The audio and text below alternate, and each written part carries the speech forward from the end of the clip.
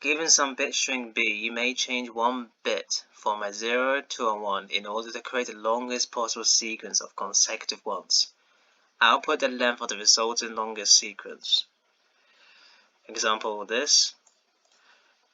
Flipping the second 0 results in this, where the longest sequence of ones is 8 long.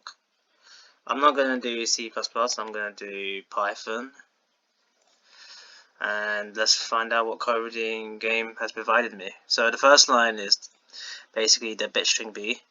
The output is basically the length of the possible sequence of ones after flipping one bit. The constraint is 0 less than number of bits in b, which is less than 1000. b contains at least one 0.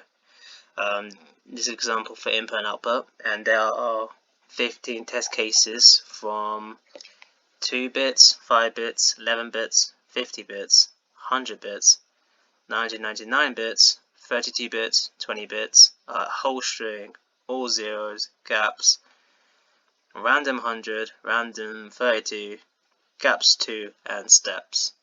So let's do it, let's solve it.